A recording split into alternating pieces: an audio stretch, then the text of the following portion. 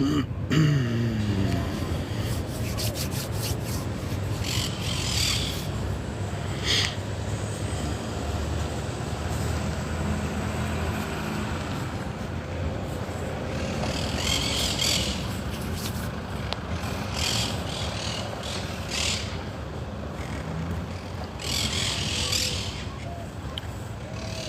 días, mis hermanos, sean bendecidos en el nombre de Jesús.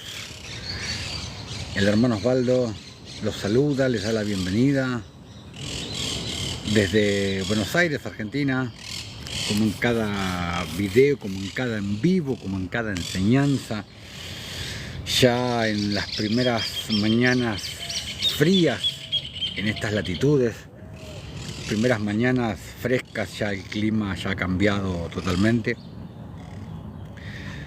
Así que bueno, ya estamos sumergidos en el otoño, pero ya un otoño con cara de invierno, no tanto con cara de otoño, bastante fresco. Así que bueno, nada, empezaron las primeras mañanas frías, los primeros días con cara invernal. Así que bueno, en un nuevo en vivo, mis hermanos, una nueva enseñanza que vamos a ver hoy. Esta enseñanza que viene al hilo con las enseñanzas que hemos visto en los últimos en vivo, hablando todo lo que es el tema Roma, el cristianismo, los inicios tanto del cristianismo como los inicios de Roma, hablando de Constantinopla, hablando de Constantino y todo lo que a ese tema lleva. Que hay, bueno, hay muchísimo para hablar y por eso es que lo estamos haciendo en varias partes, en cada parte hablando a veces de cosas distintas, pero siguiendo un hilo continuado.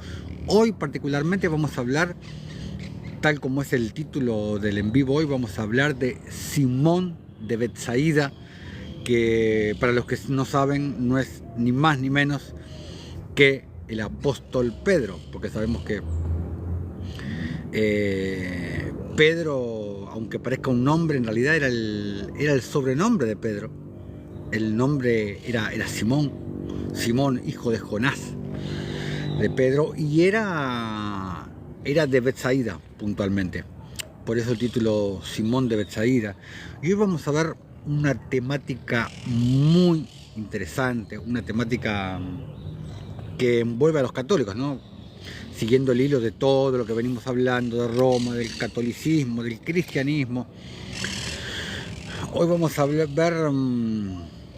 muchas cosas de Pedro, y en el próximo en vivo también vamos a ver muchas cosas de Pedro. Van a ser 2 en vivos dedicados a Pedro, viendo distintas cosas de Pedro, que son muy discutidas, sobre todo cosas que han impuesto por el lado del catolicismo.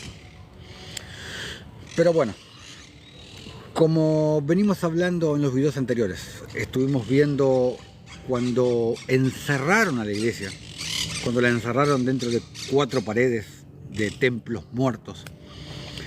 Estuvimos viendo cómo la limitaron a la iglesia, cómo la encarcelaron. Y con el correr de los años la iglesia se sintió cómoda, porque dijeron, qué cómodo que estamos acá. Bueno, y hoy en día, ¿no? Hoy tenemos televisores, tenemos parlantes, tenemos calefacción en invierno, aire acondicionado. Y quedémonos acá, ya que estamos. La verdad que estamos cómodos, estamos más cómodos que en la calle. Y bueno, y la iglesia se sintió cómoda con el correr de los años, y los creyentes, la verdadera iglesia, que es el pueblo de Dios, dejaron la verdadera alabanza, dejaron el verdadero sacrificio, la verdadera ofrenda que le agrada al Señor, por miles de cosas, por muchísimas cosas que a Dios no le interesan, por muchas cosas que Dios nunca pidió, por ofrenda vana, como habla por ejemplo Isaías 1, como habla Amós 5, por la comodidad de una sinagoga. Dependiendo de qué religión estemos hablando, lo cambiaron por distintas prácticas. Pero bueno, así como el vino, el vino se impregna, ya sea que está dentro de un odre o dentro de un tonel o dentro de un barril, así como el vino se impregna de distintas características, según la madera, según el tiempo que esté, según el uso que haya, si el barril es de primer uso, segundo uso, bueno, depende de un montón de cosas. Según las características, la iglesia se impregnó de los templos de piedra, de las sinagogas, como les llamo yo, porque no son templos, tampoco son iglesias, son sinagogas, las mismas sinagogas que nacieron en Babilonia. Son sinagogas y se impregnaron, como es de los templos de piedra, dejándose someter por las religiones, los creyentes y por toda clase de mandamientos de hombres. Les impusieron chips en la cabeza, mandamientos de hombres, como decía el mismo Jesús, ¿no? Como por ejemplo que las sinagogas es la casa de Dios, por ejemplo, cuando de casa de Dios no tiene nada, no tiene absolutamente nada. Y ya lo hablamos, esto ya lo hablamos en la enseñanza que dimos la iglesia y el templo, que fue una enseñanza en dos partes, por las dudas, para los que nunca me vieron. Aquí arriba está el link de nuestro canal de YouTube, que se llama Camino de Justicia. Ahí en ese canal van alojadas todas nuestras enseñanzas y hay algunas miniseries que tenemos armadas. Esta va a ser la tercera miniserie que va a quedar armada, que esta miniserie es titulada Roma, pero ya hay dos miniseries terminadas tituladas La Ley de Dios, hablando cuál es la verdadera ley de Dios. Y también hay una miniserie que no tiene título, pero que trata toda la vida de Abraham, desde que nació hasta que murió Abraham. Todo, absolutamente toda la vida de Abraham. Entonces, en esos dos videos, la iglesia y el templo, hablamos todo lo que es los templos de piedra, las sinagogas, pero no puedo dejar de citar Jeremías 7, versículo 4, por ejemplo, un versículo que es te lo dice tan claro, cuando dice el profeta Jeremías: no fiéis en palabras de mentira, no fiéis en palabras de mentira, diciendo templo del Señor, templo del Señor, templo del Señor es este. No es exactamente lo mismo que vemos hoy. Vengan a la casa del Señor, vengan a la casa de Dios. No es exactamente lo mismo. Jeremías te lo dice más claro imposible. Sumado a todo lo que hemos visto en esos dos videos que les digo, lo dijo Esteban en Hechos 7, lo dijo Pablo en Hechos 17, Dios no habita en templos hechos por manos humanas. Pero no me quiero meter otra vez en ese rollo, porque es algo de otra prédica. Es algo de otra prédica. Mauro, no, lo que yo puse es Jeremías 7.4. Jeremías 7.4. Lo de... No recuerdo qué dice Jeremías 4 de Jehová, no sé a qué hace referencia, pero bueno, lo de Jehová también. Ya he hecho un video titulado Jehová, hablando sobre el nombre de Jehová. Pero bueno, pero al cristiano, básicamente, al cristiano promedio, cristiano le encanta que le mientan. Le encantan que le mientan. Jehová es engañador. Es un tema lo de Jehová. Sabemos claramente que Jehová no es el nombre de Dios. Pero decir que Jehová hay muchos que dicen Jehová Satanás. Está mal decirlo de esa manera, porque entonces hay muchos incautos que van a decir: entonces en la Biblia cada vez que dice Jehová está hablando de Satanás. Y no es así. Yo me limito a decir que Jehová no es el nombre de Dios, simplemente. En la Biblia claramente hay un impostor, hubo un impostor que muchas veces se hizo pasar por Dios. No es el Padre Jesús. Jehová, al menos no se llama Jehová, el Padre Jesús. ¿Cómo nos enseñó a llamarlo Jesús? Padre. Cuando, por ejemplo, esto también ya lo hablé, pero cuando el Señor le enseñó a orar a los discípulos, no le dijo, oren así, Jehová nuestro que estás en los cielos. No, Padre nuestro que estás en los cielos. El Padre, a todo el tiempo el Padre. Jesús no le llamó Jehová, Pedro no le llamó Jehová, Juan no le llamó Jehová, Pablo no le llamó Jehová. Pero bueno, es muy largo de hablar, pero Jehová no es el nombre del Padre, no es el nombre de Dios, es un nombre que es muy largo de explicar, pero es un nombre, en el glosario de la Reina Valera 1960, lo pueden ver, dice, nombre inventado por los rabinos.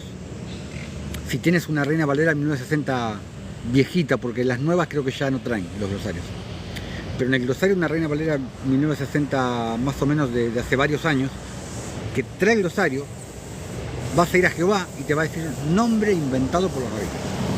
La explicación es mucho más larga, pero bueno, pero no es el tema de lo que estamos hablando. Entonces, volviendo a lo que estamos hablando de los templos. Entonces, convencieron a las personas, convencieron a los cristianos, hasta el día de hoy, que los templos de piedras muertas son la casa de Dios, que las sinagogas, como le llamo yo, son la casa de Dios, que ahí habita Dios, como si estuviéramos hablando del tabernáculo en el desierto o como si estuviéramos hablando del templo de Salomón.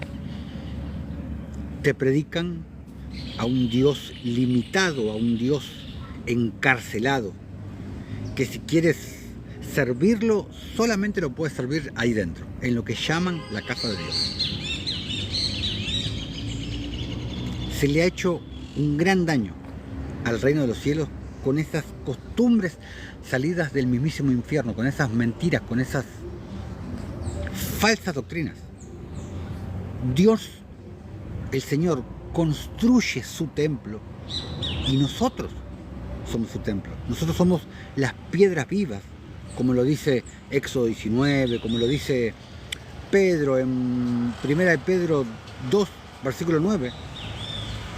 Nosotros somos las piedras vivas, las que conforman la casa espiritual, la que construye el templo espiritual.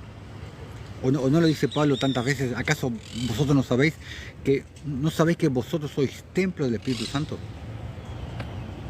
Pero bueno, los evangélicos, por ejemplo, te meten en una sinagoga para pedirte el diezmo, por ejemplo, y después comprar televisores, comprar parlantes, comprar equipos de música y después edificar más sinagogas y construyen un imperio inmobiliario,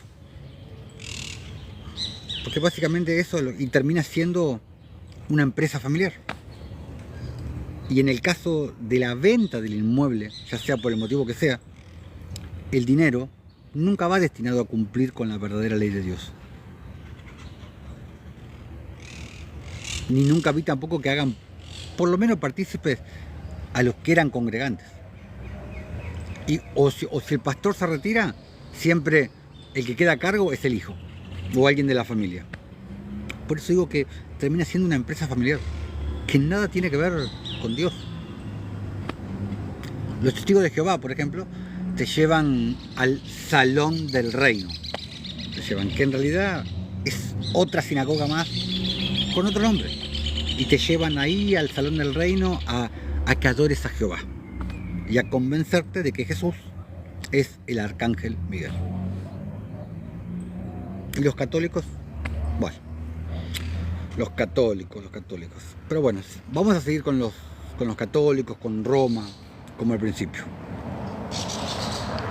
Conocerás muchos católicos que se golpean el pecho. Yo soy católico, apostólico, romano, te dicen, hasta la muerte. Y se enorgullecen, algunos se enorgullecen, católico, apostólico, romano, sin saber lo que están diciendo, sin saber de dónde provienen esas palabras. Pero como ellos les contaron, les dijeron, sí, el cura me dijo, el padre me dijo, el ministro me dijo. Ellos hacen todo por lo que les dicen, porque ni siquiera abren una Biblia. Estoy hablando de la mayoría, ¿no? No pongo a todos, no meto a todos en la misma bolsa. Hablo de la mayoría.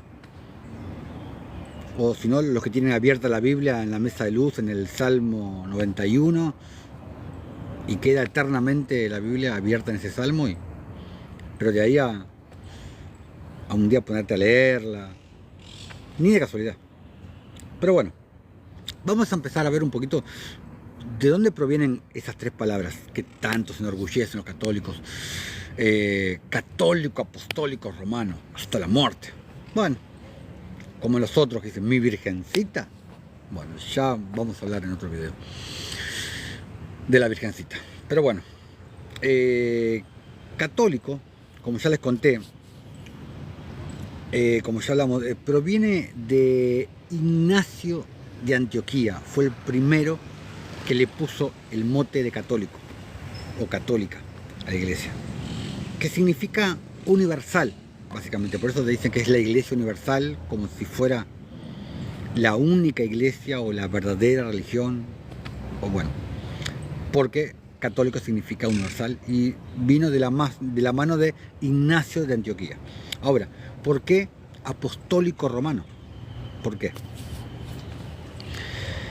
El Vaticano, o sea, Roma, basa su argumento en la muy antigua creencia en que el apóstol Pedro fundó la iglesia de Roma, que fundó la primera iglesia, que la primera iglesia que tuvo existencia fue en Roma, y que fue obispo de la misma, más exactamente que fue el primer papa, hablando de apóstol Pedro, ¿no es cierto? Eso es lo que te predican los católicos, lo que te dicen. Entonces, y acá nos metemos en el tema de Pedro. Entonces, las dos grandes preguntas son: ¿Pedro estuvo en Roma alguna vez? Y por lo consiguiente, si Pedro estuvo en Roma, ¿Pedro fue obispo y o papa allí, en Roma? Vamos a tratar de indagar en esto. A mí la verdad solo me interesa llegar a la verdad. No busco probar el sí, no busco probar el no. Solo me interesa arrojar a la luz de los hechos y del material disponible qué fue lo que realmente ocurrió. Si Pedro estuvo en Roma y si Pedro fue obispo, por lo menos, en Roma, o papa, como dice Roma, como dice el Vaticano. A ver, a favor de los católicos, para que no crean que yo me estoy tirando en contra de los católicos, porque no me caen bien los católicos.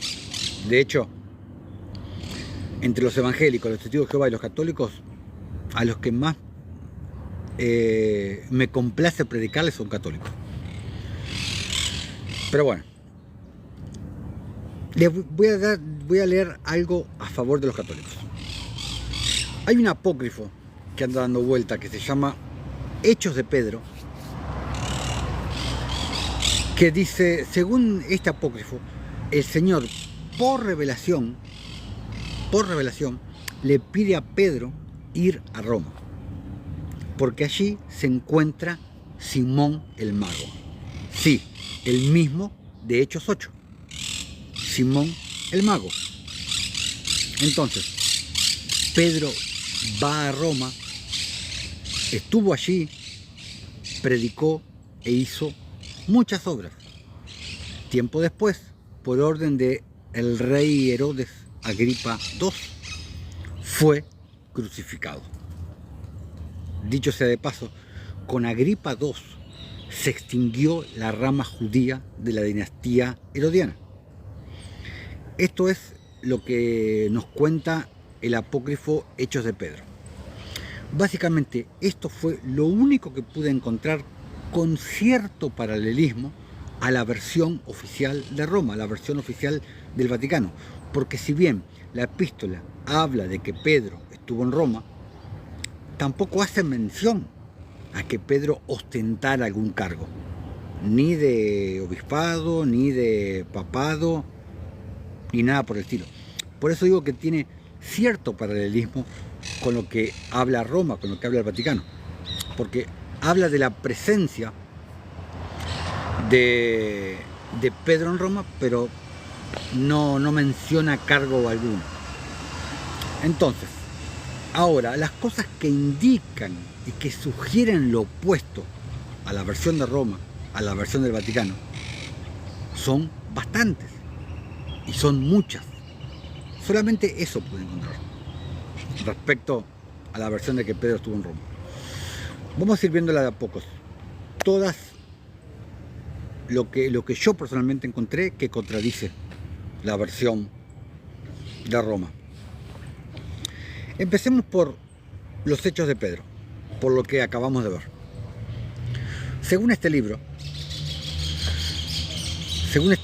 que acabo de leer, que dice que Pedro estuvo en Roma y que una cosa y la otra, según este libro, Pedro fue condenado, porque Pedro fue crucificado, en teoría.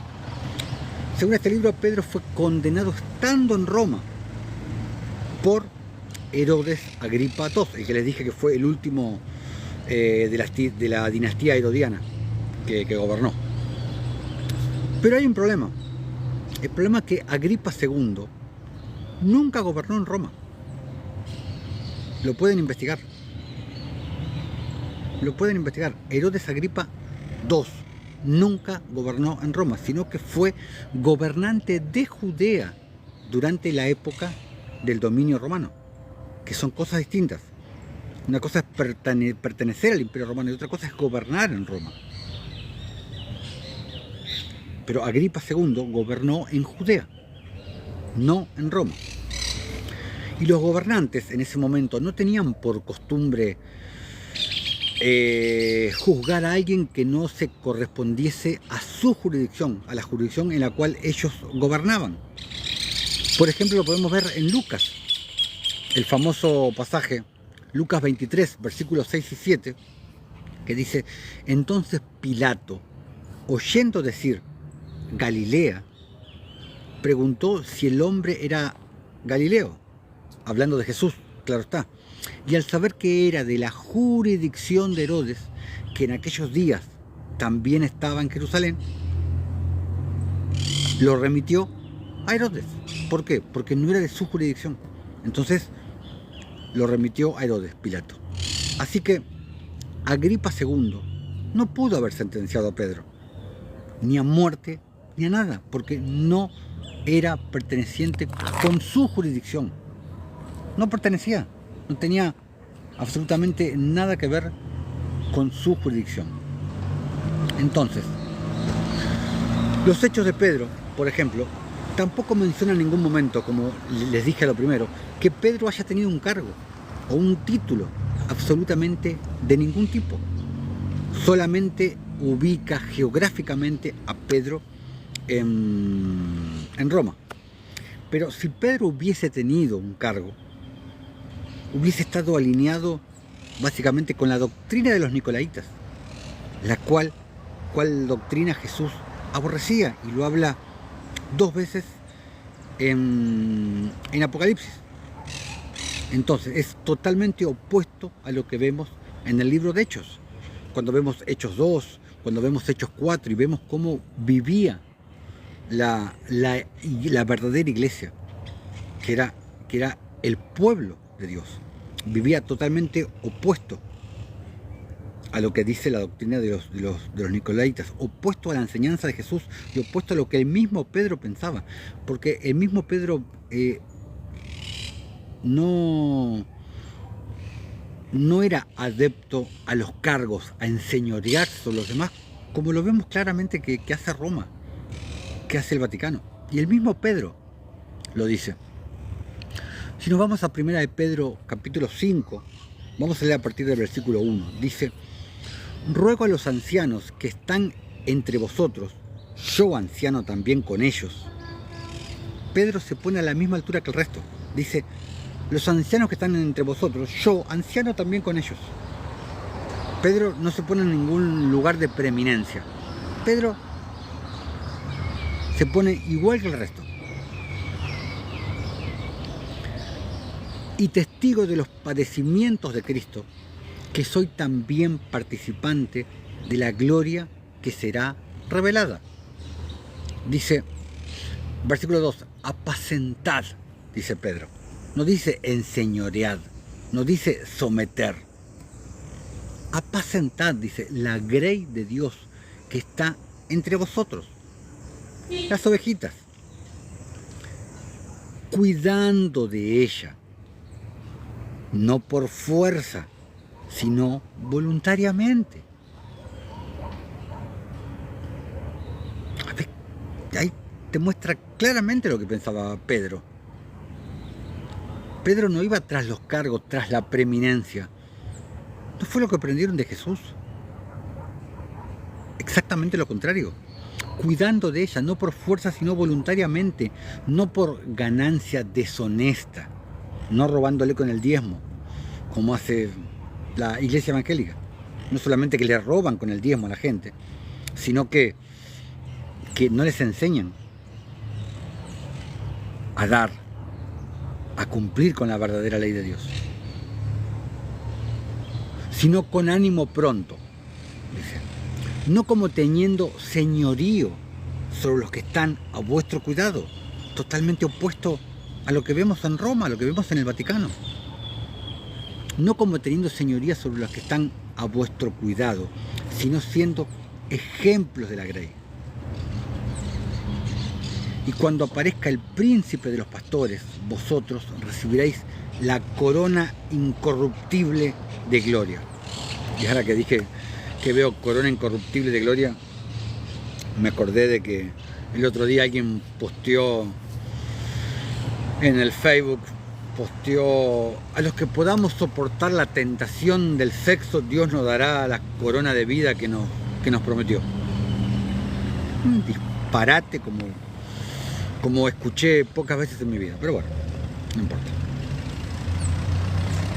Versículo 5. Igualmente, jóvenes, estad sujetos a los ancianos, pero no por señorío, y todos sumisos unos a otros, revestidos de humildad, porque Dios resiste a los soberbios y da gracia a los humildes. Todos sometidos unos a otros, no con preeminencia, no con cargo, no el obispado, no el papa, no. Versículo 6, humillaos, dice, no dice exaltaos, no dice enseñoreaos, no, humillaos, dice Pedro, pues bajo la mano poderosa de Dios, para que Él os exalte cuando fuere tiempo, echando toda vuestra ansiedad sobre Él, porque Él tiene cuidado de vosotros. Entonces acá vemos claramente lo que pensaba Pedro. Volviendo a Hechos de Pedro, el famoso apócrifo, lo único que encontré que en 50% apoya la teoría del Vaticano. Ese apócrifo tiene, yo lo pude leer completo, y tiene muchos ribetes católicos, que te das cuenta que ese apócrifo no es un apócrifo verdadero, no es un apócrifo de los del Mar Muerto, por ejemplo. Tiene muchos ribetes católicos y se nota claramente que ha sido modificado, como pasó con la mismísima Biblia. En Mateo 27, Mateo 28, cuando dice id y bautizar en el nombre del Padre, del Hijo y del Espíritu Santo, eso también fue manipulado por Roma, reconocido por los propios católicos en sus enciclopedias, reconocidos por ellos mismos. Pero este apócrifo, Hechos de Pedro, tiene varios cosas, como por ejemplo en el capítulo 5 dice que Pedro bautizó a uno que se llamaba Teón, en el nombre del Padre, del Hijo y del Espíritu Santo. Lo mismo que les acabo de decir de Mateo 27, si mal no recuerdo, que está. O sea, vemos la misma tendencia de Roma, la misma tendencia del Vaticano. Y en Mateo 27, reconocido por los propios católicos en sus enciclopedias, en varias de ellas. O sea, vemos claramente que no es un apócrifo confiable. Si han leído Hechos 2, por ejemplo, un ejemplo entre muchos que podemos ver en la Biblia, se bautizaba en el nombre de Jesús. Se bautizaba en el nombre de Jesús. El propio Pedro, ¿en qué nombre bautizaba Pedro? Vamos a Hechos 2:38. Por ejemplo, por citar un ejemplo, Pedro les dijo: arrepentíos y bautícese cada uno de vosotros en el nombre de Jesucristo para perdón de pecados y recibiréis el don del Espíritu Santo. ¿En qué nombre bautizaba Pedro? En el nombre de Jesucristo. Y este apócrifo me dice que Pedro bautizaba en el nombre del Padre, del Hijo y del Espíritu Santo. Es una estupidez. Es una total estupidez. No solo Pedro, todos bautizaban de la misma manera. Y testimonios bíblicos sobran. Todos bautizaban en el nombre de Jesucristo, en el nombre de Jesús. Como les dije, alguien me podrá nombrar Mateo 28, por ejemplo, pero ya les dije, las propias enciclopedias, y esto también ya lo vimos en otro video, las propias enciclopedias. Encontré 4 enciclopedias distintas que hablan de que no es válido el bautismo en el nombre del Padre, del Hijo y del Espíritu Santo, que fue agregado lo de la Biblia. Aparte de los testimonios, ¿qué dijo Jesús? En Mateo 18 dijo: en boca de 2 o 3 testigos conste toda palabra, dijo Jesús. ¿Dónde está el segundo testimonio? En el canon romano. ¿Dónde está el segundo testimonio? De bautizar en el nombre del Padre, del Hijo y del Espíritu Santo. No está, no figura. Pero les vuelvo a repetir, las propias enciclopedias católicas hablan del versículo de Mateo 28. Por ejemplo, te lo voy a leer. Enciclopedia Católica de 1913, volumen 2, página 365. Dice: aquí los católicos reconocen que el bautismo fue cambiado por la Iglesia Católica. De boca de ellos, de boca de Roma, de boca de la Iglesia Católica. Reconoce que el bautismo fue cambiado por la Iglesia Católica. Otra enciclopedia católica, volumen 8, dice: Justino Mártir fue uno de los primeros padres de la Iglesia Católica Romana, que ayudó a cambiar el antiguo bautismo de en el nombre de Jesucristo a los títulos Padre, Hijo y Espíritu Santo. Claro, porque el otro bautismo parece que estaba pasado de moda, parece. Y fue uno de los que ayudó a cambiar la manera de bautizar, con la que bautizaban los apóstoles originales.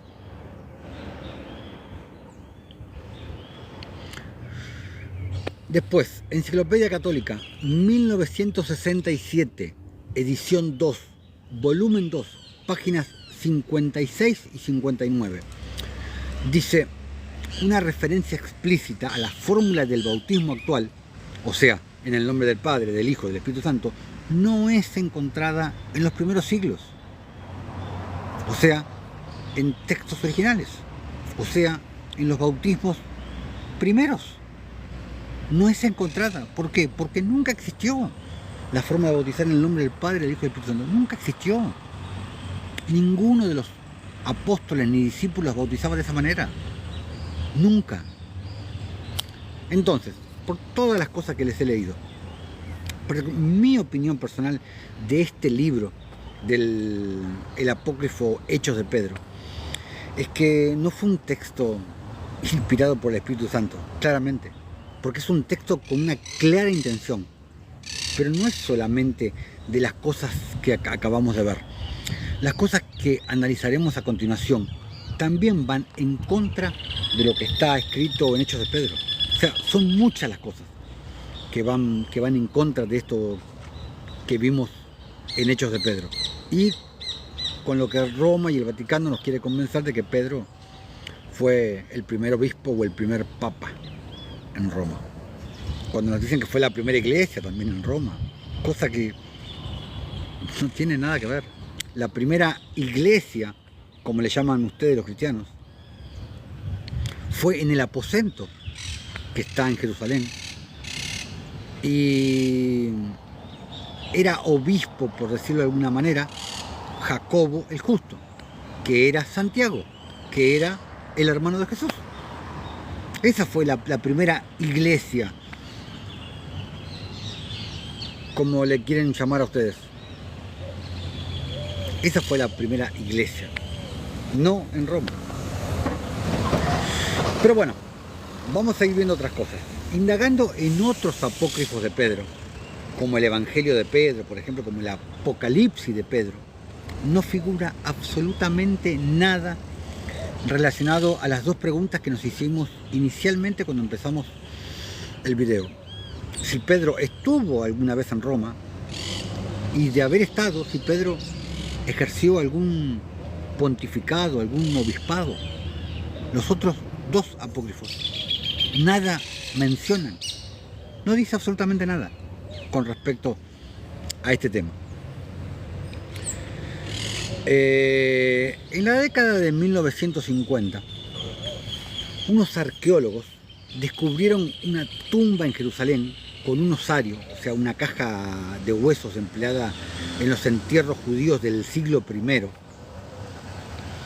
que llevaba grabado el nombre Simón Bar-Jona, como el propio Jesús lo llamaba, que significa hijo de Jonás. Le decía Simón, hijo de Jonás. Ese osario fue encontrado por arqueólogos en Jerusalén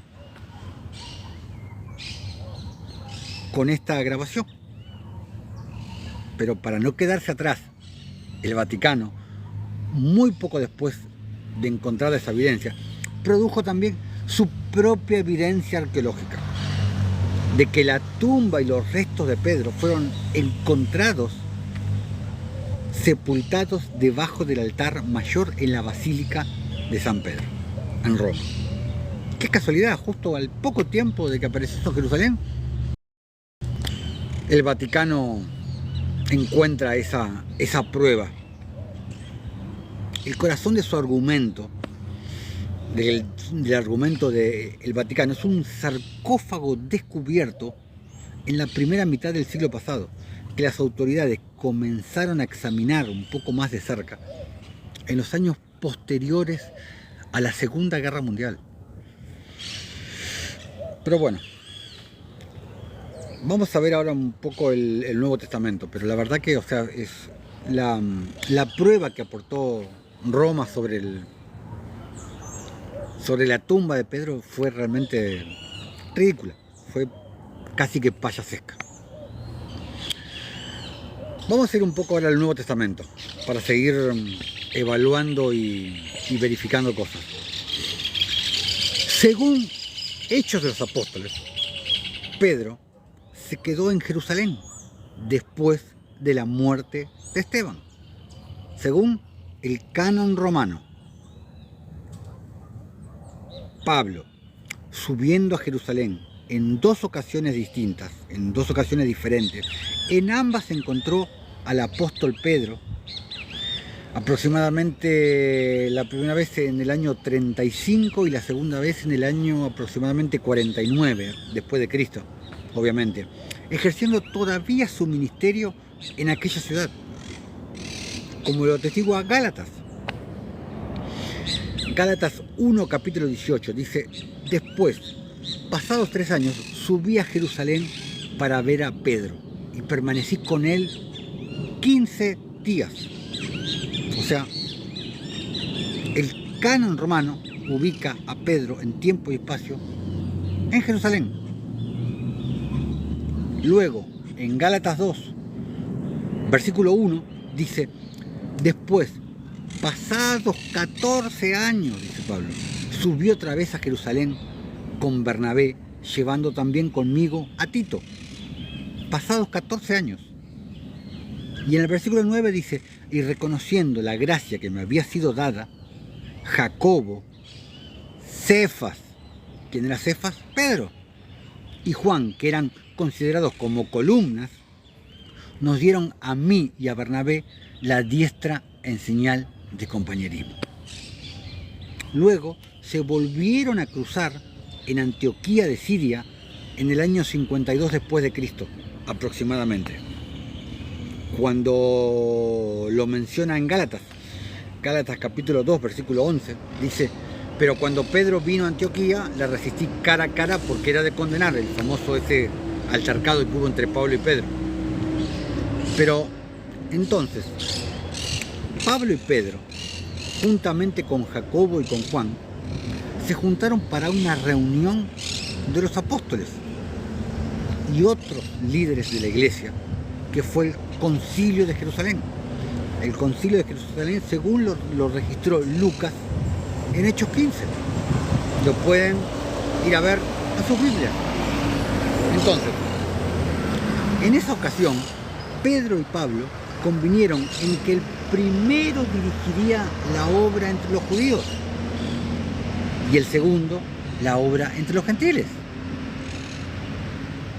Y este es un dato muy importante para ir al meollo de toda esta cuestión. Lo vemos en Gálatas capítulo 2, versículo del 7 al 10, dice Pablo: antes, por el contrario, como vieron que me había sido encomendado el evangelio de la incircuncisión, como a Pedro el de la circuncisión, pues el que actuó en Pedro para el apostolado de la circuncisión, actuó también para mí, para con los gentiles. Y reconociendo la gracia que me había sido dada, Jacobo, Cefas y Juan, que eran considerados como columnas, nos dieron a mí y a Bernabé la diestra en señal de compañerismo, para que nosotros fuésemos a los gentiles y ellos a la circuncisión, Pedro incluido. Pedro incluido. Versículo 10. Solamente nos pidieron que nos acordásemos de los pobres. Solamente nos pidieron que nos acordásemos de los pobres, lo cual también procuré con diligencia hacer. Solamente nos pidieron que practicáramos la sana doctrina, solamente nos pidieron que cumpliéramos con la ley de Dios, con la verdadera ley de Dios, que no es la ley de Moisés, que no son los 10 mandamientos, como ya lo hemos visto en varios videos, por no decir muchos. Entonces, desde el primer momento, a Pablo le fue encomendado ir a los gentiles. Esa encomienda fue para Pablo y no para Pedro. Gálatas capítulo 1, versículo 15 y 16 dice: pero cuando agradó a Dios, que me apartó desde el vientre de mi madre y me llamó por su gracia, revelar a su Hijo en mí, para que yo le predicase entre los gentiles, no consulté enseguida con carne y sangre, dice Pablo. Entonces, esta división de territorio que vemos acá excluye toda posibilidad de que Pedro llegase a ser obispo de una iglesia gentil. Claramente excluye toda posibilidad de que Pedro llegase a ser obispo de una iglesia gentil, y mucho menos papa, establecida en la capital del Imperio Romano, y mucho menos que lo fuese durante 25 años, como te dice Roma, ya que para ello no solamente habría tenido que faltar al pacto con Pablo, al pacto con Santiago, al pacto con Juan, sino que su muerte debería haber sido por lo menos unos 20 años más tarde de la fecha en que la tradición dice que murió. O sea, no tiene pie ni cabeza. Hablando del propio canon romano, no tiene pie ni cabeza. Siguiendo con el Nuevo Testamento, es muy raro, por ejemplo, que Pablo se negara a dirigirse a Pedro en su epístola para la iglesia en Roma, o sea, Romanos, escrita cerca del año 58 aproximadamente por Pablo, o sea, después de 16 años del pontificado de Pedro en Roma, según la tradición católica. Y más raro también que Lucas omitiera señalar la presencia de Pedro. O sea, es demasiado obvio que Pedro no estaba en Roma. Pablo no lo nombra, Lucas no lo nombra.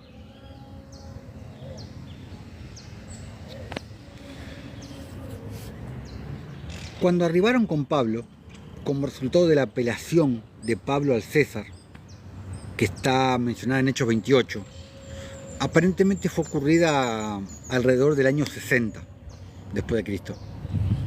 Ninguno de los dos menciona nada, ni Pablo ni Lucas. Es demasiado evidente, está demasiado claro que Pablo no tenía conocimiento de que ningún apóstol, y mucho menos Pedro, le hubiera precedido en Roma. Está demasiado claro.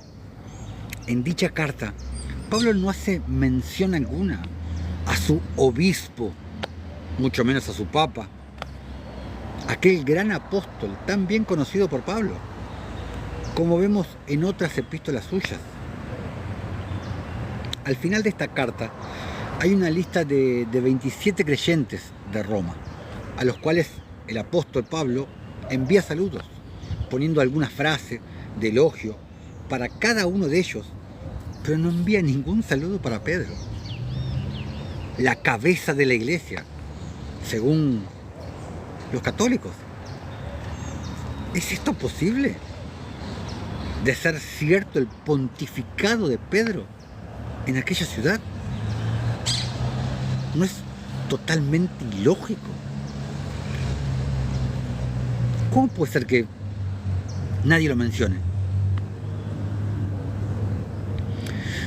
Debido a que el Nuevo Testamento no dice nada al respecto, los escritores católicos en particular generalmente también basan su argumento en un texto apócrifo conocido como la primera epístola de Clemente a los Corintios, que según algunos padres de la Iglesia Católica es el mismo Clemente al que Pablo menciona en su carta a las iglesias en Filipos, que está en Filipenses 4, no me acuerdo de qué versículo, en Filipenses 4 está mencionado, aunque para variar no hay forma de verificarlo, como tantas cosas, por no decir la mayoría de las cosas de Roma, del Vaticano.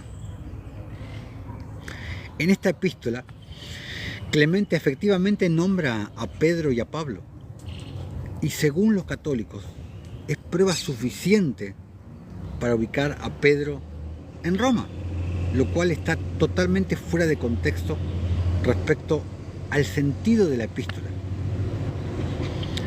Pero volvamos a Pablo. Como 3 años después, Pablo mismo llegó a Roma. Está en el canon romano. Pablo mismo llegó a Roma.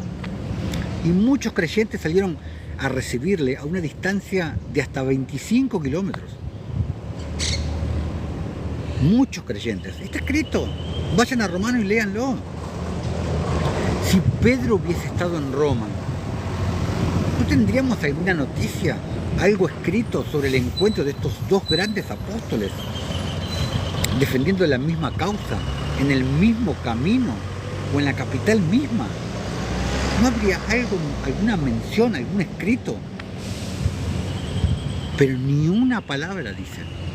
Romanos, no dice Lucas, el autor de Hechos de los Apóstoles. Nada. No se menciona para nada. Vemos que, según el propio canon, Pablo residió 2 años en Roma, en calidad de preso custodiado en la casa que tenía alquilada.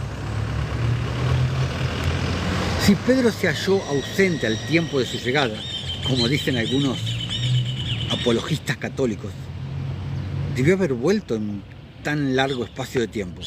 Fueron 2 años. Durante estos 2 años, Pablo escribió muchas epístolas mientras estuvo en Roma. Y en casi todas ellas envía salutaciones de la iglesia y de varios creyentes prominentes de Roma. Pero nunca menciona a Pedro.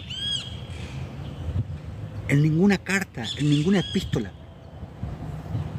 Nada. Ni Pablo, ni Lucas. En la carta dirigida a los colosenses, por ejemplo, da los nombres de sus colaboradores y añade estos solos, o sea, nombra a sus colaboradores, fulano, mengano, sultano, y después dice, estos solos me ayudan en el reino de Dios, en Colosenses 4. Pero entre estos no se halla Pedro, cuando de haber sido el obispo de Roma, cuando el Papa de Roma debió figurar como el primero de sus ayudadores, y no figura ni último siquiera. ¿Cómo puede ser? ¿Es esto posible? Pablo se olvidó de Pedro. En su segunda carta a Timoteo, refiriéndose Pablo al final de estos 2 años, cuando fue presentado a Nerón, dice Pablo, en mi primera defensa nadie me asistió, dice Pablo, todos me desampararon. Ruego a Dios que no les sea imputado, dice Pablo.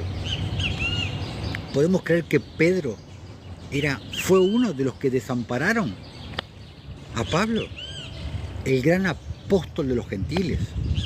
Si hubiese sido el obispo de Roma, si hubiese sido el Papa de Roma, Pedro hubiera hecho tal, hubiera desamparado a Pablo, lo hubiera dejado solo. ¿Alguien se atreve a inferir la injuria de suponer que Pedro se hallaba en Roma en semejante ocasión y permaneció al margen de dicho evento?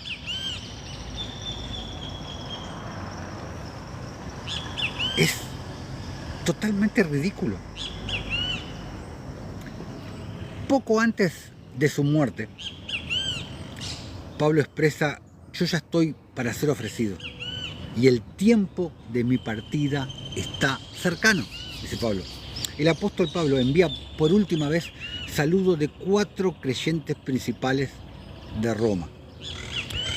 Le envía saludos a Eubulo, a Pudente, a Lino y Claudio. Está atestiguado en 2 de Timoteo capítulo 4, al final. Este Lino, uno de los 4 que nombra Pablo, es a quien los católicos suponen sucesor de Pedro y segundo Papa de Roma. Pero el nombre de Pedro no es mencionado en la epístola. Puede ser que Pablo haya nombrado al que iba a ser sucesor de Pedro, pero no haber nombrado al mismísimo Pedro.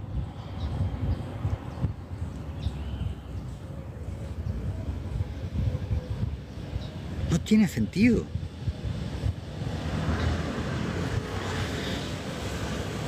Según la tradición católica, Pedro y Pablo fueron ejecutados juntos en el monte Tibar, cercano a Roma. ¿Es posible que Pablo haya nombrado en su epístola el sucesor y no al que sería sucedido? Teniendo en cuenta de quién se trataba, del mismísimo apóstol Pedro.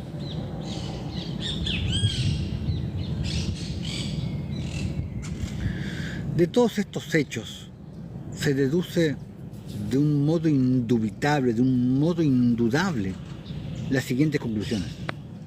Pedro nunca, jamás fue obispo de Roma.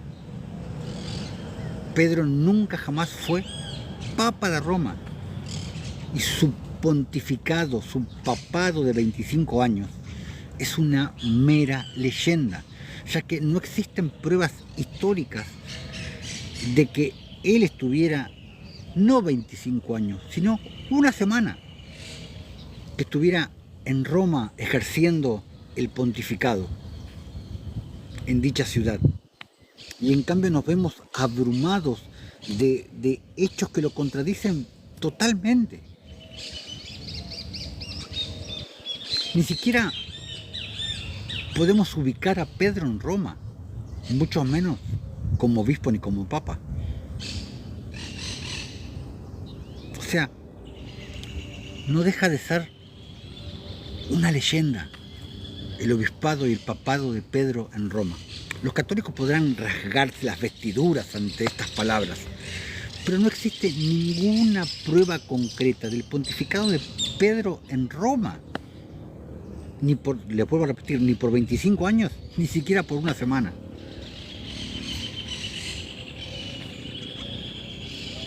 Y viendo todo lo que vimos del Nuevo Testamento, a la luz de lo que leímos del Nuevo Testamento en Gálatas, es totalmente imposible. Ni por 25 años, ni por una semana, ni por ningún periodo de tiempo. No existe un documento de la época que lo acredite, ni tampoco alguna declaración del propio apóstol Pedro, en el sentido de nombrar un sucesor, ni de ninguno de los otros apóstoles, ni absolutamente de nadie. Nadie habla nada, nadie menciona nada. Es muy extraño que aquellos obispos antiguos que, estimulados por la conveniencia de formar un bloque en medio de controversias dogmáticas de la época, tratan de establecer la supremacía del obispo en Roma como sucesor de Pedro, pero no traen a la luz en sus tiempos tan cercanos al gran apóstol ningún documento de su pluma, ningún documento de su mano, ni de los primeros obispos de Roma que demuestre que el apóstol verdaderamente tuvo su obispado, tuvo su papado en Roma, que el apóstol les confirió tal poder a los que lo sucedieron.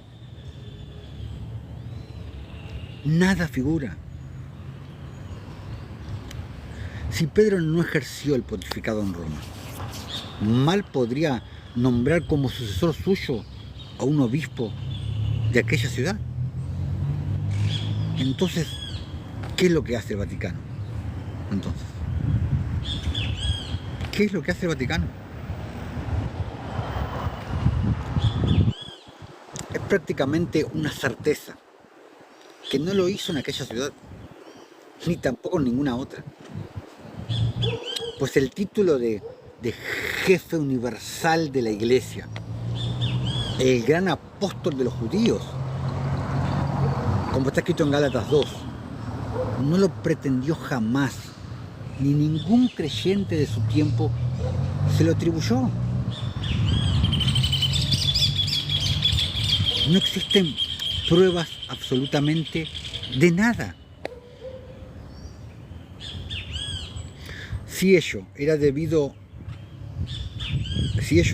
a la mucha humildad del fiel apóstol de Jesucristo, como alegan los católicos, esta virtud de su carácter, poco imitada, por cierto, por algunos que se llaman sucesores suyos, que se llaman sucesores del trono apostólico de Pedro, no hubiera debido impedirle a Pedro nombrar un sucesor en sus cartas, en sus epístolas. ¿Por qué no lo hizo? Era su deber hacerlo si Pedro ocupaba tal cargo, para evitar disputas en la iglesia, disputas futuras. ¿Pero por qué no lo hizo? Por la sencilla razón de que él había oído decir a Cristo: yo estoy con vosotros todos los días hasta el fin del mundo. A ver, que voy a hacer la confirmación de...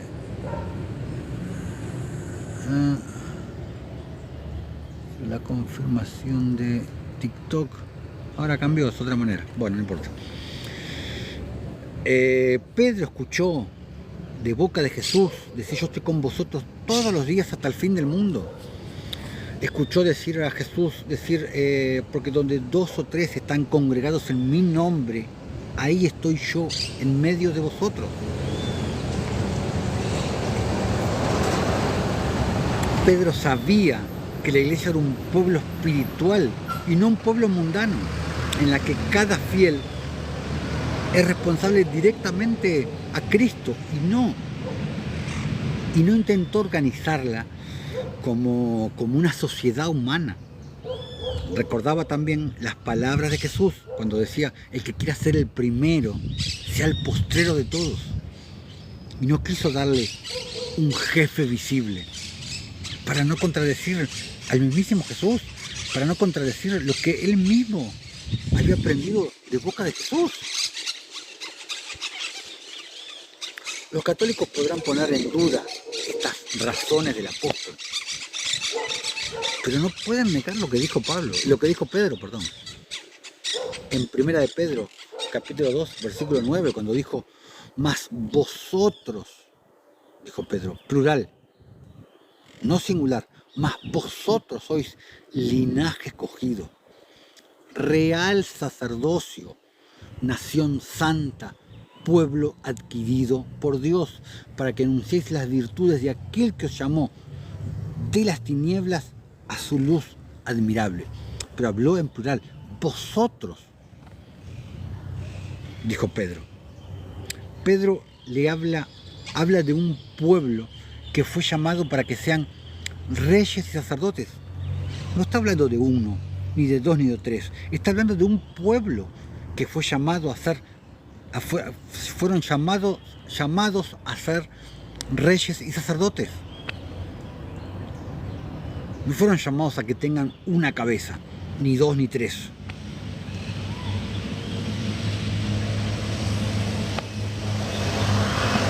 Entonces Pedro entendió mal.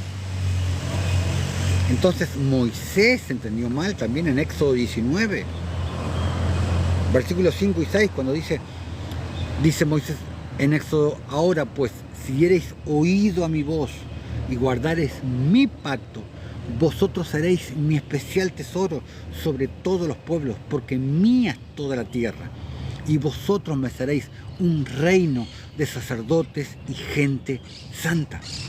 Esas son las palabras que dirás a los hijos de Israel. Moisés también entendió mal. ¿Qué dice Juan en Apocalipsis 1? Al que nos amó y nos lavó de nuestros pecados con su sangre, nos hizo reyes y sacerdotes para Dios. En plural, ya nos hizo reyes y sacerdotes para Dios. Apocalipsis capítulo 1, que dice el mismo Juan. Apocalipsis 5, versículo 10 dice: y nos ha hecho para nuestro Dios reyes y sacerdotes, y reinaremos sobre la tierra. Tiempo pasado, nos ha hecho a todos reyes y sacerdotes. No es una cabeza, no son dos, no son tres. Todo el pueblo. ¿Qué tiene que ver lo que predica Roma, lo que predica el Vaticano? ¿Qué tiene que ver? Y les repito lo que dijo Jesús: en boca de 2 o 3 testigos constará toda palabra. ¿Cuántos episodios vimos? 4. Apocalipsis 1, Apocalipsis 5, Primera de Pedro 2 y Éxodo 19. Por 3 personas distintas: Moisés, Pedro y Juan.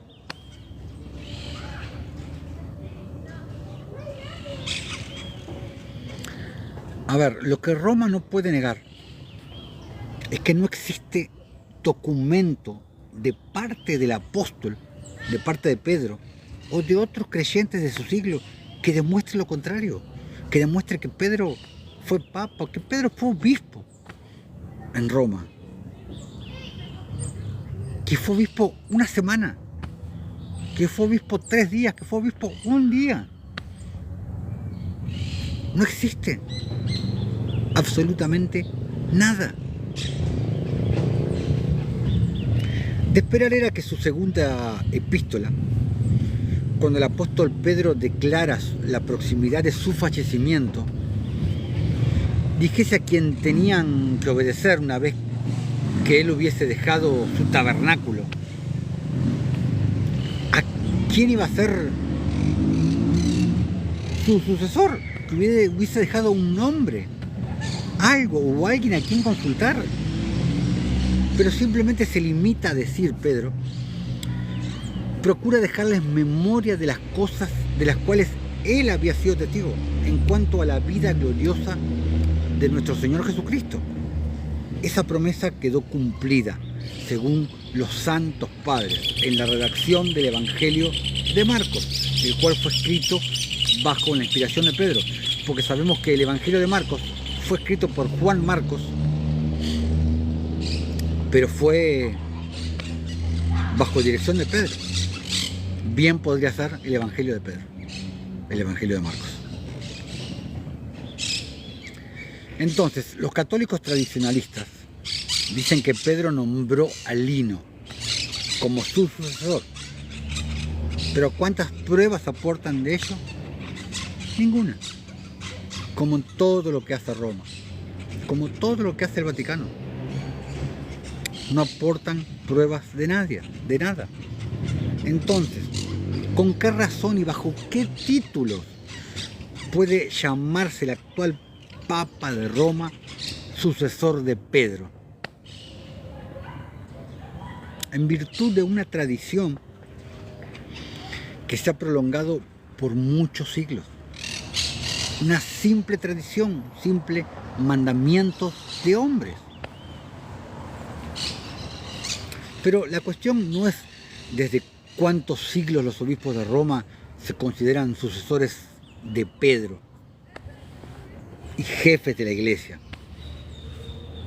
sino si lo son en realidad, si fueron nombrados como tales, si existen pruebas de tal sucesión donde debieran ser halladas en los primeros siglos.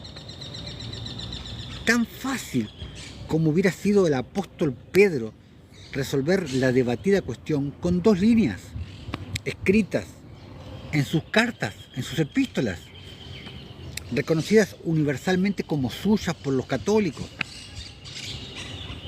reconocidas por los protestantes. Una palabra solamente, un nombre, Lino, mi sucesor, y la unidad de la iglesia hubiera quedado para siempre establecida. Pero no lo hizo. ¿Por qué? ¿Por qué no lo hizo? Primeramente porque, como hemos podido ver, Pedro no tenía relación con estos buenos cristianos de Roma, entregado como se hallaba su ministerio entre los judíos de Oriente, como lo pudimos ver anteriormente en Gálatas 1, Gálatas 2. En segundo lugar, porque no era Pedro quien guiaba su propia pluma, sino que, como él mismo declara, los santos hombres de Dios escribieron siendo inspirados por el Espíritu Santo. Esta gran realidad se cumplía en su persona. Y el Santo Espíritu de Dios, que conocía los destinos de la verdadera Iglesia de Cristo, los creyentes, los seguidores del camino, no podía de ningún modo sancionar el sistema autoritario y abusivo que iba a formarse con el curso de los siglos sobre el nombre del gran apóstol, sobre el nombre de Pedro. Por último, la prueba más evidente, lo que el mismo Cristo enseñó al respecto. Poco después de que, según la mala interpretación romanista de Mateo 16, versículo 18, donde dicen que quedó establecido el primado de Pedro, los otros discípulos aún discuten quién sería el mayor en el reino. En Mateo 20 leemos que dice: entonces Jesús, llamándoles, les dijo: sabéis que los gobernantes de las naciones se enseñorean de ellas y los potentados las oprimen con su autoridad. Mas entre vosotros no será así, sino que el que quiera hacerse grande entre vosotros será vuestro servidor. Palabras de Jesús. Si discutían quién estaría a su derecha y a su izquierda, no había mejor ocasión para decirles que aquello ya estaba establecido, que el primado reposaría sobre Pedro. ¿Qué mejor ocasión que esa? Pero no es eso lo que dice Jesús. Lo que les dice es que no habrían jerarquías. Jesús les dice que no habrían autoridades entre ellos. Señala claramente que los gobernantes de las naciones se enseñorean de ellas y las oprimen. Y ahí tenemos a los papas, que lo que pretenden no es oprimir a las naciones, sino al mundo entero. Por eso ya he hablado que el Vaticano es la continuación del Imperio Romano. Ya lo he hablado en videos anteriores. Un imperio romano, un lobo malo, habrá disfrazado una abejita buena. El Vaticano, Roma, es el imperio romano transformado en un imperio eclesiástico, en un lobo con cara de oveja.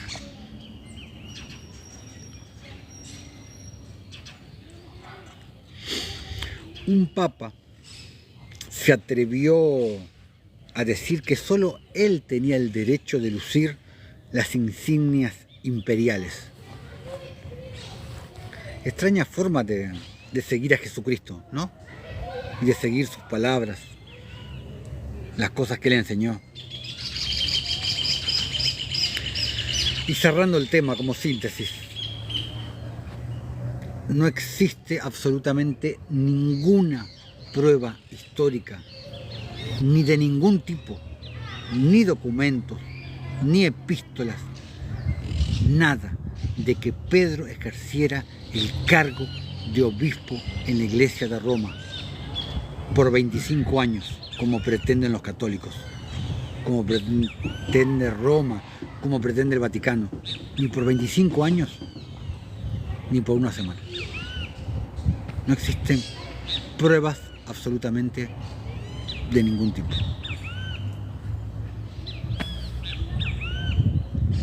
Si alguien me quiere refutar, adelante. Están en todo su derecho. Bueno, para terminar, vamos a leer un poquitito apócrifos, como hacemos comúnmente. Antes de terminar cada enseñanza, leemos un poquitito del apócrifo que venimos ya leyendo hace un tiempo, el libro de Escazar.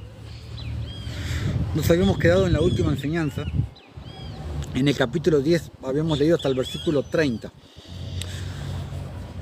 Versículo 31 dice: y los hijos de Shem fueron Elam, Ashur, Arphaxad, Lut y Aram, y ellos edificaron ciudades y llamaron las ciudades como sus nombres. Y Ashur, hijo de Shem, y sus hijos y su casa, salieron en ese tiempo un gran cuerpo de ellos, y fueron a una tierra distante que encontraron, y se encontraron con un valle muy extenso en la tierra a donde fueron. Y ellos se edificaron 4 ciudades, y ellos las llamaron como sus propios nombres y ocurrencias. Y estos son los nombres de las ciudades de los hijos de Ashur que los hijos de Ashur edificaron: Nínive, Resén, Calah y Rehobot. Y los hijos de Ashur viven allí hasta este día. Nínive fue construida por los hijos de Ashur y no por Nimrod, como cree la mayoría. El canon bíblico dice lo mismo, aunque mal traducido, como tantas otras veces. Si nos vamos a Génesis 10, versículos 11 y 12, dice: de esta tierra salió para Asiria, pero Asiria está mal puesto. Si nos vamos a la King James, dice: y de esta tierra salió Ashur, que es el segundo hijo de Shem, del mismo lugar que Nimrod, pero fue Ashur. De Ashur vienen los asirios. Dice: de esta tierra salió Ashur y edificó Nínive, Rehobot, Calah y Resén, entre Nínive y Calah, la cual es ciudad grande. No fue Nimrod, fue Ashur, hijo de Shem. Versículo 34. Y los hijos de Aram también fueron y se edificaron una ciudad, y llamaron el nombre de la ciudad Uz, como su hermano mayor. Y ellos viven en ella, esto es, en la tierra de Uz, hasta ese día. Uz estaba ubicada en la actual Jordania, que es tierra de Edom. Del mismo lugar era Job. Job era un edomita, pero era justo. Como tantos ejemplos. Hay muchos ejemplos de edomitas del linaje maldito que eran justos. ¿Quién estaba viendo ayer? Ayer estaba viendo La mujer de Noé. La mujer de Noé, ¿cómo era el nombre? Naamá. No confundir con una Naamá del linaje de Set. Hubo una Naamá del linaje de Set. La Naamá del linaje de Set era tía abuela de Noé, porque era la Naamá del linaje de Set,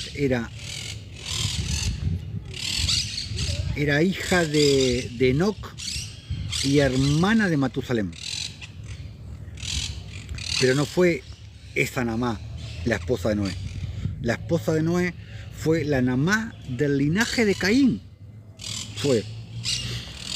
En la Biblia está, en Génesis, no me acuerdo en qué capítulo, cuando dice que, ¿cómo se llamaba? Lamec, no el padre de Noé. Un Lamec del linaje de Caín tomó a dos mujeres, a Ada y a Sila. De Sila nació Naamá, la que fue esposa de Noé, y también nació Tubal Caín, que fue quien mató accidentalmente a Caín. Pero esa Naamá del linaje de Caín fue la esposa de Noé. Era del linaje de Caín, pero era justa. Era una mujer justa, Naamá. Como vimos acá que Job era un edomita, pero eran justos. El Señor tiene su remanente en todo tiempo y en todo lado. Entonces, versículo 35. Y en el segundo año, después de la torre, un hombre de la casa de Ashur, cuyo nombre era Bela, fue de la tierra de Nínive para quedarse con su casa donde quiera que encontrara un lugar. Y ellos vinieron opuesto a las ciudades de la planicie contra Sodoma, y ellos vivieron allí. Y el hombre se levantó y edificó una ciudad pequeña y llamó su nombre Bela, como su nombre. Esto es la tierra de Zoar hasta ese día. Hay muchos que confunden el nombre, y no, Bela era el nombre de la ciudad y Zoar era el nombre de la tierra, del lugar. Y esas son las familias de los hijos de Shem, de acuerdo a sus lenguajes y ciudades. Y después que fueron dispersos sobre la tierra después del evento de la torre de Babel. Y todo reino, ciudad y familia de los hijos de Noé se edificaron muchas ciudades después de esto. Y ellos establecieron gobiernos en todas sus ciudades para ser reguladas por sus órdenes. Así hicieron todas las familias de los hijos de Noé para siempre. Buenos días, mi hermana Molly, seas bendecida en el nombre de Jesús. Llegaste justo para el final, justo estoy terminando el en vivo de hoy, pero bueno, va a ir subido dentro de un ratito, va a ir subido al canal de YouTube.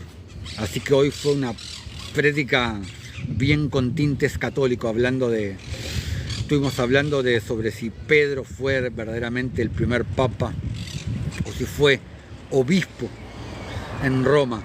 No, pero lo puedes ver en diferido, lo puedes ver ahí en el canal Camino de Justicia, en YouTube, como está aquí arriba. De paso, si no estás suscripta, si es que no estás suscripta todavía, te pido que vayas y te suscribas a nuestro canal de YouTube. Así que bueno, mis amados hermanos, espero que les haya sido de provecho, de bendición, que hayan podido edificarse con todo lo que hablamos hoy sobre Pedro, sobre Pablo, sobre Roma, el Vaticano. Así que perfecto, hermanita. Así que bueno, nos veremos si Dios quiere en el próximo en vivo, donde seguiremos hablando de Pedro.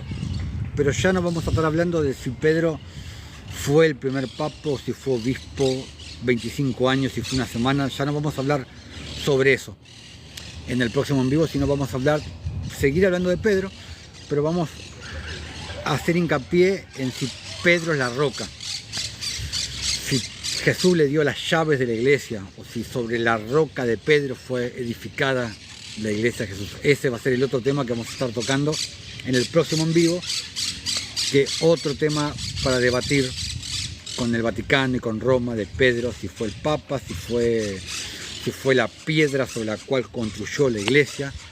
Así que bueno, vamos a estar sacando todas estas dudas y lo vamos a ver desde un contexto histórico y de un contexto apoyado siempre por libros que están fuera del canon, que fueron dejados en muchos casos, fueron dejados con la clara intención de que la gente no tenga conocimiento de ciertas cosas. Así que bueno, hermanos, sin nada más que decirles, nos estamos viendo en un próximo en vivo, en el próximo video, en el cual continuaremos todo este tema que estamos viendo, que van a ser como 8, 9, 10 videos, todo este tema que estamos viendo sobre comienzo, cómo nació Roma, cómo nació el cristianismo, el linaje domita, todo lo que en sí repercute a esa época, al comienzo de lo que es o de lo que pretende ser la iglesia el día de hoy. Sin más para decirles, nos estamos viendo en el próximo en vivo. Sean todos mis hermanos bendecidos en el nombre de Jesús y hasta la próxima.